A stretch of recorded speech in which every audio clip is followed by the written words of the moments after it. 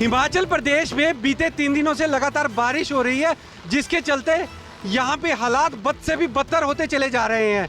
मैं इस समय कालका शिमला नेशनल हाईवे 5 पर हूँ। आप मेरे पीछे देख सकते हैं कि किस तरह से पहाड़ दरक रहे हैं और बड़े बड़े पत्थर हाईवे पर आ गिरे हैं। हालात इस तरह से हैं कि हाईवे पर चलने वाली जितनी भी गाड़ियां हैं वो रिस्क पर चल रही है। कभी भी कोई बड़ा पत्थर आकर गाड़ी पर गिर सकता है। बीते 2 दिनों के दौरान यहाँ पर गाड़ियों पर कई पत्थर गिरे हैं, जिसकी वजह से बाल बाल बची है 2 गाड़ियां। राजेश शर्मा, शिमला, न्यूज़ 24। जम्मू कश्मीर में बारिश की वजह से नदियां नाले उफान पर हैं। कई जगहों पर नदियां डेंजर लेवल को पार कर चुकी हैं और कई जगहों पर दरिया अलर्ट लेवल को पार कर चुके हैं। हम इस समय मौजूद हैं अखनूर के करखाल इलाके में। यहाँ पर चिनाब दरिया लगातार अपना रौद्र रूप धारण किए हुए है। ये आप चिनाब दरिया को देखिए, कैसे पानी का तेज बहाव जो है लगातार आपको दिखाई दे रहा है। और यहाँ पर बांध बांधा गया था, बांध का कुछ हिस्सा जो है वो टूट चुका है।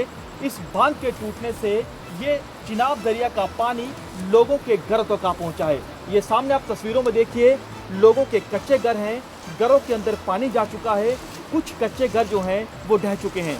लगातार लोग मशक्कत कर रहे हैं कि पानी को बाहर निकाला जाए, लेकिन आप देखिए लगातार पानी जो है वो बढ़ रहा है। स्थानीय लोग बेहद ज़्यादा परेशान हैं, दुखी हैं, क्योंकि जो पानी है इनके घरों तक पहुंचा है, इनका सामान खराब हुआ है, इनके मवेशी तक बह चुके हैं।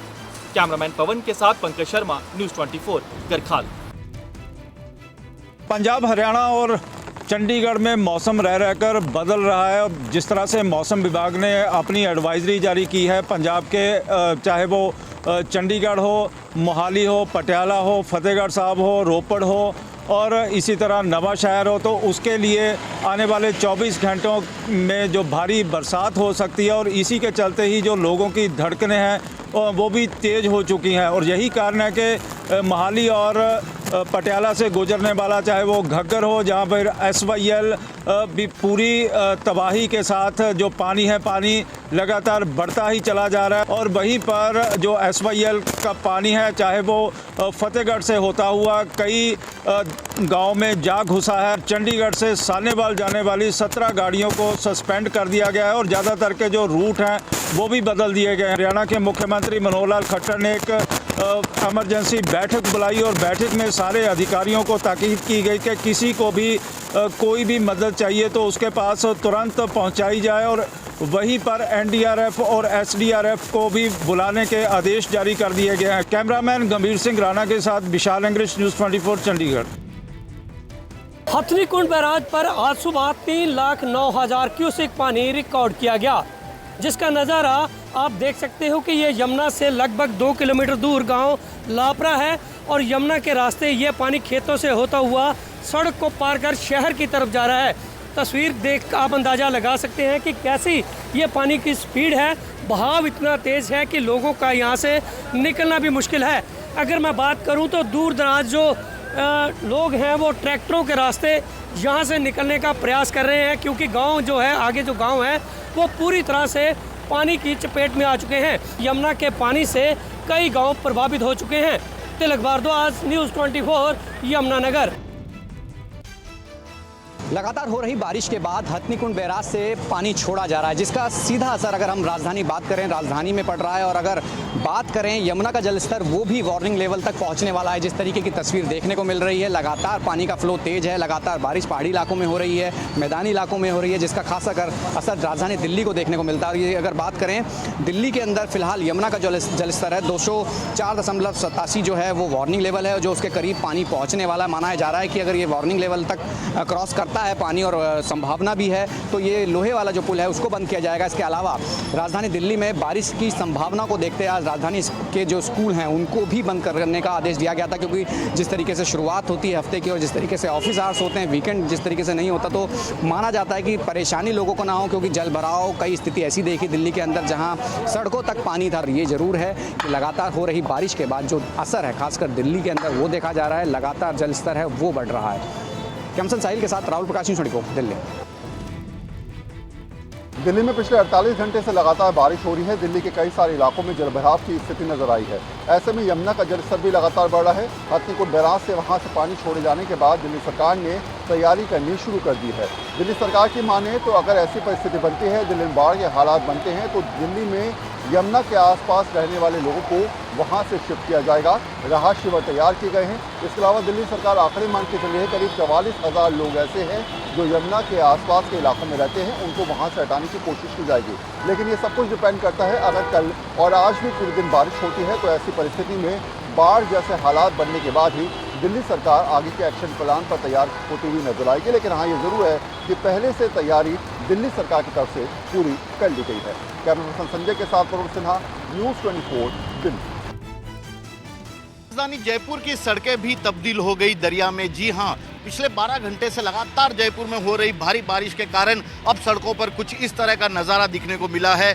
इस वक्त मैं मौजूद हूं राजस्थान के सबसे बड़े सरकारी अस्पताल सवाई मानसिंह के बाहर, जहां पर कि मरीज अस्पताल से आते हैं और आने के बाद इस तरह की हालत यहां पर नजर आती है। न केवल राजस्थान के जयपुर में बल्कि मारवाड़ और पूर्वी संभाग में भी कई जगह झमाझम बारिश हुई है और बारिश ने नगर निगम, नगर परिषद और स्थानीय निकायों के पानी निकासी के दावे की पूरी तरह पोल खोल कर रख दी है। हर गली में, हर मोहल्ले में, हर चौराहे पर आपको इसी तरह से पानी जमा होगा, जिसके चलते न केवल ट्रैफिक जाम हो रहा है बल्कि आने जाने वाले लोगों को भी खासा परेशानी का सामना करना पड़ रहा है। यहाँ तक कि जहाँ तक नज़र जाएगी सड़क की बजाय आपको पानी ही पानी नज़र आ रहा है और लोगों की मजबूरी है। जैसे ही बारिश थोड़ी थमी, उन्हें कामकाज के लिए बाहर निकलना था और जब वे कामकाज के लिए बाहर निकले तो इस तरह का नज़ारा उन्हें देखने को मिला। लोग परेशान बेहाल है। मौसम विभाग ने अगले 3 दिन तक भारी बारिश की चेतावनी दी है और उसके बाद यह भी कहा है कि दिन में उमस भले ही रहेगी लेकिन शाम के बाद लगातार बारिश शुरू हो जाएगी। कैमरामैन विजय सिंह के साथ श्रीवत्सन, जयपुर, न्यूज़ 24। देश में बाढ़ और बारिश के हालात पर केंद्रीय गृह मंत्रालय पूरी तरीके से अलर्ट पर है और जितनी भी रेस्क्यू एजेंसीज हैं, एनडीआरएफ या फिर दूसरी, सबको अलर्ट पर रहने के निर्देश दे दिए गए हैं और ये भी कहा गया है कि जो भी राज्य मदद मांगे उनको फौरन मदद दी जाए। यहाँ तक कि सेना को भी अलर्ट पर रख दिया गया है ताकि जहाँ जैसी स्थिति हो तुरंत फौरन मदद पहुँचाई जा सके। आपको बता दें कि कल केंद्रीय गृह मंत्री अमित शाह ने बारिश प्रभावित राज्य दिल्ली, जम्मू कश्मीर, पंजाब और हिमाचल के मुख्यमंत्रियों से बात की और हर संभव मदद देने की भी बात कही है। और जहां तक सवाल है मदद का, तो प्रधानमंत्री ने भी आज सुबह गृह मंत्री से बात की। इसके अलावा कई केंद्रीय मंत्रियों से भी बात की, उसकी समीक्षा की कि हालात क्या हैं और किस तरह की स्थिति से निपटा जाए। कैमरामैन जहांगीर के साथ प्रशांत देव, न्यूज़ 24 दिल्ली। उत्तर भारत में जहां बारिश ने तबाही मचाई है, वहीं महाराष्ट्र के कई जिलों में बारिश नदारद है।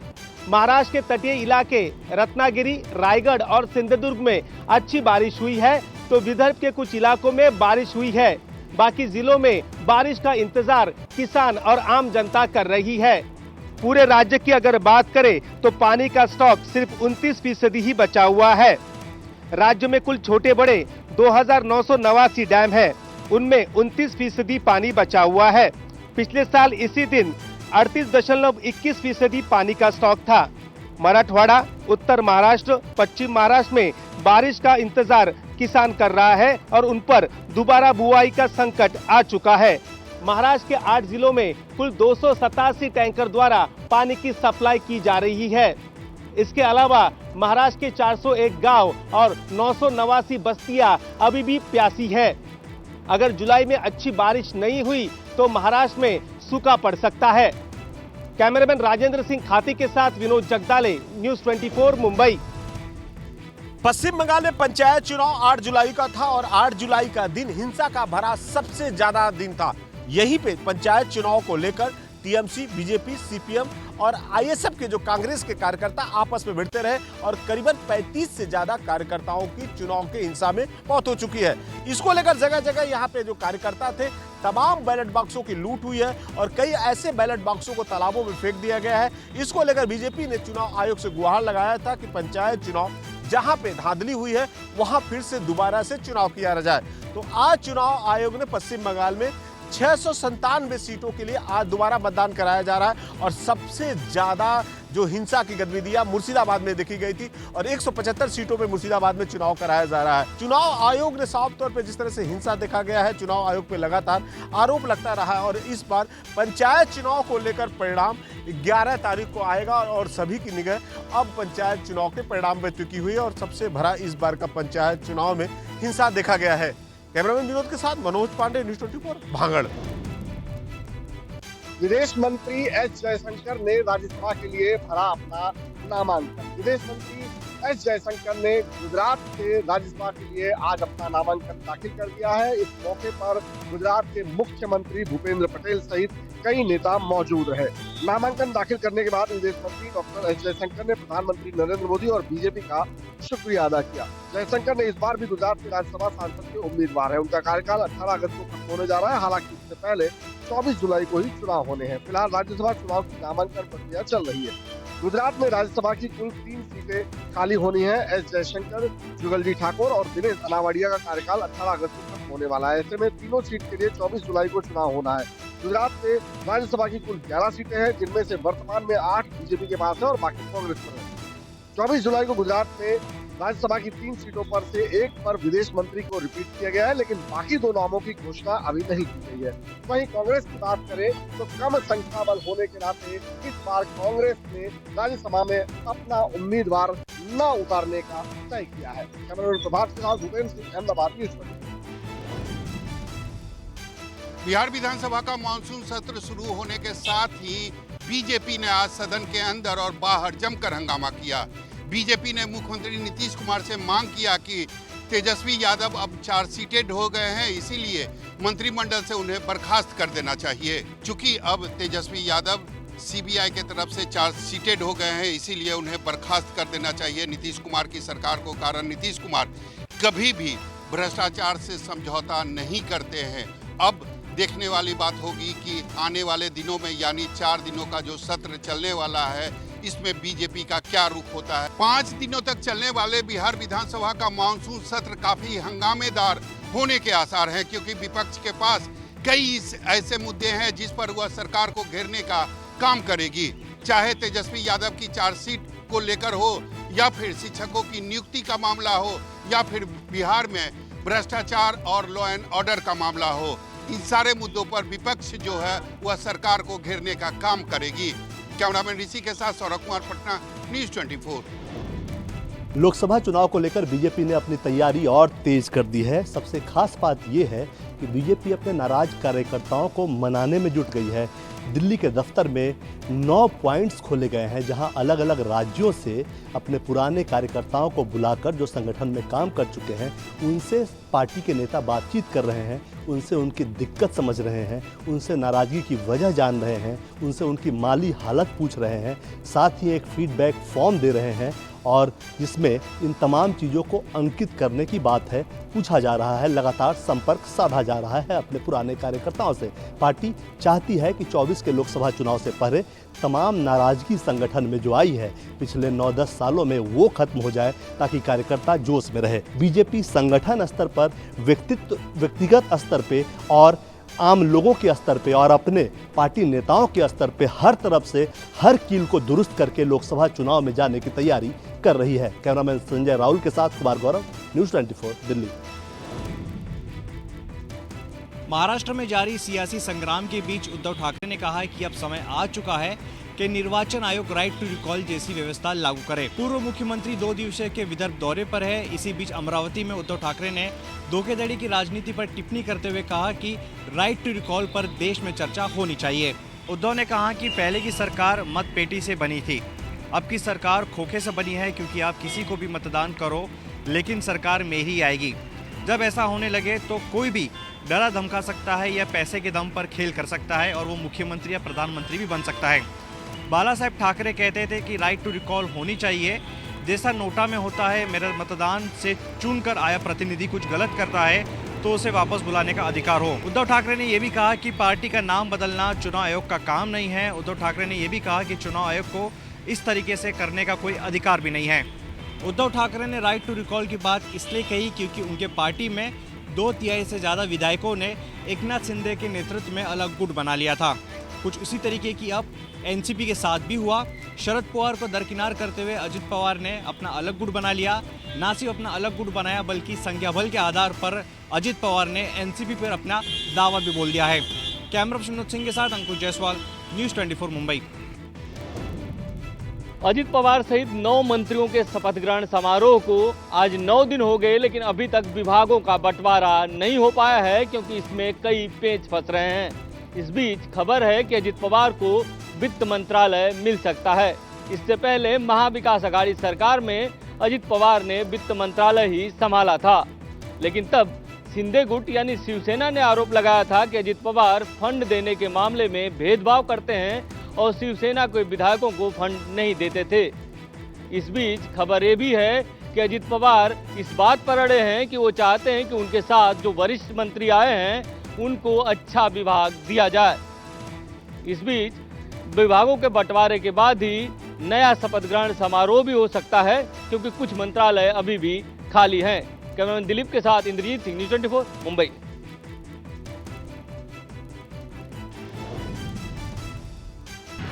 मिशन 2024 के तहत भारतीय जनता पार्टी अपना कुनबा बढ़ाने की कवायद में जुट गई है। बीजेपी की नज़र पश्चिमी उत्तर प्रदेश से लेकर पूर्वी उत्तर प्रदेश तक है।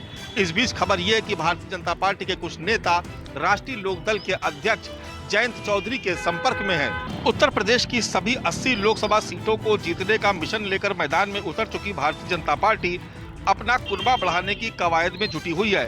पूर्वी उत्तर प्रदेश में वो सुहेल देव भारतीय समाज पार्टी से गठबंधन की तैयारी में है, तो पश्चिमी उत्तर प्रदेश में उसकी निगाहें राष्ट्रीय लोकदल और चंद्रशेखर की आजाद समाज पार्टी पर टिकी हुई है। जयंत चौधरी जाट वोट बैंक का, तो चंद्रशेखर पश्चिमी उत्तर प्रदेश में दलित वोट बैंक का प्रतिनिधित्व करते हैं। फिलहाल जयंत चौधरी और चंद्रशेखर दोनों एक साथ कदम ताल कर रहे हैं, लेकिन जयंत और अखिलेश यादव के रिश्तों पर सस्पेंस बरकरार है। हालांकि समाजवादी पार्टी के नेता ये दावा कर रहे हैं कि उनका गठबंधन पूरी तरीके से मजबूत है। कैमरा पर्सन सचिन कुमार सैनी के साथ मानस श्रीवास्तव, लखनऊ, न्यूज़ 24। समाजवादी पार्टी में शिवपाल यादव का कद और बढ़ने वाला है। अब शिवपाल के करीबियों को भी समाजवादी पार्टी में समायोजित किया जाएगा। दरअसल मैनपुरी लोकसभा उपचुनाव के वक्त शिवपाल यादव की समाजवादी पार्टी में वापसी हुई थी और उस वक्त उन्होंने डिंपल यादव का जमकर प्रचार भी किया था। उसके बाद शिवपाल को तो पार्टी का राष्ट्रीय महासचिव बना दिया गया, लेकिन शिवपाल के करीबियों को पार्टी में एडजस्ट नहीं किया गया था। उसके बाद से ही शिवपाल यादव की पार्टी की अहमियत को लेकर सवाल उठने लगे थे। अब पार्टी की तरफ से तय किया गया है कि राज्य कार्यकारिणी में उनके समर्थकों को भी समायोजित किया जाएगा। यही नहीं, समाजवादी पार्टी की तरफ से ये भी दावा किया जा रहा है कि अब परिवार और पार्टी पूरी तरह से एकजुट हो चुकी है और अगले चुनाव की तैयारियों में जुटी हुई है। कैमरा पर्सन धर्मेंद्र साहू के साथ अशोक तिवारी, लखनऊ, न्यूज़ 24। पंजाब के पूर्व उप मुख्यमंत्री ओम प्रकाश सोनी को विजिलेंस डिपार्टमेंट ने आय से अधिक संपत्ति के मामले में गिरफ्तार किया। आज विजिलेंस विभाग ने उन्हें अमृतसर के कोर्ट में पेश कर रिमांड लिया। सोनी पर आरोप है कि उनका खर्च उनकी कमाई से कई गुना अधिक है। 1 अप्रैल 2016 से लेकर 31 मार्च 2022 तक सोनी और उनके परिवार का आय 4 करोड़ 52 लाख रुपए थी, जबकि खर्च 12 करोड़ 48 लाख रुपए के आसपास था। खर्च का आय का अज्ञात सोर्स 7 करोड़ 96 लाख रुपए से ज़्यादा बताया जा रहा है। वहीं दूसरी तरफ कांग्रेस ने इसे राजनीतिक दुश्मनी करार देते हुए कोर्ट परिसर के बाहर प्रदर्शन किया। कांग्रेस के प्रधान राजा वड़िंग ने कहा कि आम आदमी पार्टी की जो भगवंत मान की सरकार है वो लगातार कांग्रेस के नेताओं के ऊपर एक बदले की भावना से कार्रवाई कर रहे हैं और सीधे तौर पर कहा कि वो इसे कानूनी तौर पर भी लड़ेंगे। वहीं दूसरी तरफ सरकार का ये कहना है कि किसी भी व्यक्ति ने अगर पंजाब के पैसा, पंजाब की संपत्ति का दुरुपयोग किया या भ्रष्टाचार किया तो उसे किसी भी हालत में बख्शा नहीं जाएगा। चंडीगढ़ से कैमरा पर्सन इंद्रजीत के साथ अमित पांडे, न्यूज़ 24। सावन महीना के शुरू होने के साथ ही रेलवे स्टेशन और बस स्टैंडों पर कांवड़ियों की संख्या बढ़ गई है। हर जगह कांवड़ियाँ देवघर या दूसरे शिवालयों की तरफ जाने के लिए जमा होने लगे हैं, लेकिन इसको लेकर केंद्रीय खुफिया एजेंसी ने एक अलर्ट जारी किया है। इस अलर्ट के मुताबिक कई जगह पे कांवड़ियों के भेष में आतंकी भी हो सकते हैं जो रेल संपत्ति या फिर सार्वजनिक स्थानों पर कोई बड़ी घटना को अंजाम दे सकते हैं। यही वजह है कि पुलिस मुख्यालय ने इस मामले में अलर्ट जारी किया और तमाम जो रेल जिलों के एसपी हैं और जिला पुलिस उनको एक अलर्ट जारी किया गया है और कांवड़ियों पर नज़र रखने को कहा गया है। इसमें कांवड़ियों की सुरक्षा व्यवस्था को भी ध्यान रखने के लिए कहा गया है। पटना रेलवे स्टेशन पे रेल एसपी की मौजूदगी में एक सर्च ऑपरेशन चलाया गया है क्योंकि काफ़ी संख्या में यहाँ से कांवड़ियाँ देवघर की ओर जाते हैं और इसको लेकर स्टेशन पे वो जमा होते हैं। इसको लेकर सुरक्षा व्यवस्था की काफ़ी तैयारियां की गई है, लोगों को अलर्ट किया जा रहा है। साथ ही तमाम जिलों के जो एसपी हैं, जो स्क्वाड बल जाते हैं, उन सबको एक SOP जारी की गई है और जिसके अनुसार उन्हें कोई भी संदिग्ध दिखता है या फिर कोई भी उनकी जानकारी मिलती है, तुरंत ये जानकारी शेयर करें। साथ ही कांवड़ियों को भी, जो कांवड़ी सफ़र कर रहे हैं, उनके लिए भी इंस्ट्रक्शन जारी किए गए हैं। कैमरामैन सनी के साथ अमिताभ ओझा, पटना न्यूज़ 24। भारतीय रेल की पहचान बन चुकी नए वंदे भारत ट्रेन को नए रंग और नए रूप में लॉन्च करने की तैयारी की जा रही है। वंदे भारत की 28वें खेप को अब भारतीय झंडे यानी तिरंगे की शक्ल दिया जाएगा, जिसके इंजन पर केसरिया रंग और उसके गेट पर हरे रंग की पट्टी को नए डिजाइन में शुरू करने की तैयारी की जा रही है। वंदे भारत एक्सप्रेस को 25 संशोधनों के साथ और नई सुविधाओं के साथ तैयार किया जा रहा है। केंद्रीय रेल मंत्री अश्विनी वैष्णव ने बीते दिनों चेन्नई में इंटीग्रल कोच फैक्ट्री का दौरा किया था, जहां नई ट्रेनों का उत्पादन अंतिम चरण में है। वहां के दौरे के दरमियान ही अश्विनी वैष्णव ने भारतीय रेल के भगवा कलर वाले नए वंदे भारत की फोटो ट्वीट की थी, जिस पर काफी सियासी हंगामा भी क्रिएट हुआ। रेलवे सूत्रों ने यहां तक दावा किया है कि नया रंग संयोजन भारतीय राष्ट्रीय ध्वज तिरंगे से प्रेरित है, यानी नए वंदे भारत का जो रंगों का संयोजन होगा वो केसरिया होगा। हालांकि विपक्ष की तरफ से नए वंदे भारत के बॉडी के बाहर केसरिया रंग के इस्तेमाल पर काफी हंगामा बरपा था। कैमरामैन कालीकांत झा के साथ ऋषिकेश कुमार, न्यूज़ 24, दिल्ली। पूरे देश में बाबा भोलेनाथ का सावन का महीना आज शुरू हो गया है और इस बार सावन का महीना इसलिए भी खास है क्योंकि एक महीना ना होके पूरे 58 दिन सावन का महीना चलेगा, जिसमें लगभग 8 सोमवार जो हैं वो बाबा भोलेनाथ के पड़ेंगे। और आज चूंकि सावन का पहला सोमवार था तो पूरे देश में शिवालयों में भक्तों की भीड़ उमड़ी नजर आई। साथ ही साथ विश्वनाथ मंदिर में भक्तों के साथ कांवड़ियों की भीड़ भी देखने को मिली। सिर्फ काशी ही नहीं, पूरे देश में सावन का जो पहला सोमवार था उसके लिए श्रद्धा भावना भक्तों के मन में देखने को मिली। बाबा के दर पर हर कोई पहुंचने को आतुर था और जिस तरीके से कहा जाता है कि बाबा भोलेनाथ भोले हैं, इसलिए उनके भक्तों की संख्या भी पूरे देश में बहुत ज्यादा है। केवल दिल्ली, लखनऊ, पटना ही नहीं, पूरे देश में आज बाबा भोले के भक्तों का जो भीड़ थी वो शिवालयों में गूंज रही थी और हर हर महादेव के नारों के साथ सावन का पहला सोमवार मनाया जा रहा था। कैमरामैन नितिन के साथ दिव्या अग्रवाल, दिल्ली, न्यूज़ 24।